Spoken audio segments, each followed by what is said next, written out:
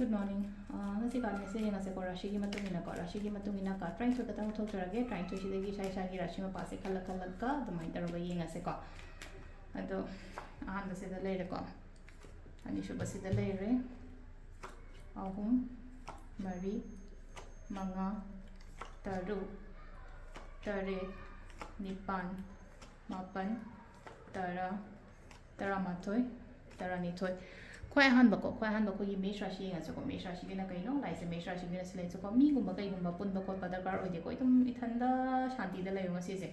May American Bocopolina avoid ignore Toro Shanti the Layo Catan, Hitarago, cut off Toroga, Mam Sideko, cut off Toro, Colaga, my dollar, like Cossis Nakoya, Hamba, May Shashiko, Brisha Rashi, when a Silaisaka, had a Kanba in a Ningiba, Coliva, Mam say, Pango, and I don't know how you walk into a Pavanga, Kalaga, Leviba, Brisha Rashi, Mitun Rashi, Wakan nuaitabnina hadi thabang khang to matam da katang pan gani ko hadi tawning da poning da ko karkar rashi gana silai ko hadi practically haras ne ko sam na have da ko thabak to matam da yamna hadi yam emotionally gumba decision gumba lo ya de ko nena tan ma hatar ko sina chumi or la li ko le have gi mind phazana khandara ga gumba to biba singa rashi gani imung manung shanti lai gani yamna nushina na laimina ba ko mina ba oiler ko kaina yamna hona ga da ba oinu obu da haji matam se laina ko hona biyo to biyo aina shuri ba aina no me ba mam se results phazana dum la kani ko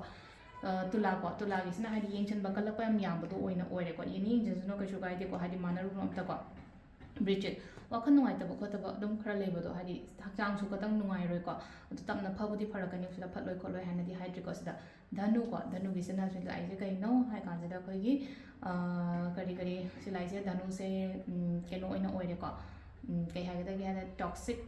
virus ne ko environment kumba kai gumja katang toxic oi ba ko pod mai tar la ko next la lai sina hoi dhanu gi matung da makar gi da lai se le ko mi pullo katang lai no ko mi gumba pun ba khot pa pan tho o khara yum da sum lai ga no ko kumbarashi gana aphaba gumba kai gumam la kani pau nungai bo oiro aingonda ha tara ko aphaba thabak ni khangde inghang ni khangde tumai to lai ko last ki min na ko min na gi sna musle na ko thabak se katang tabli tumai to ga lai ko ngasi gi la ka de mota hi ni khangde hangche ne khangde tumai na gumba la pi bo to ko adu se lai re ko yi rashi gi matumi na taro ka reading na thank you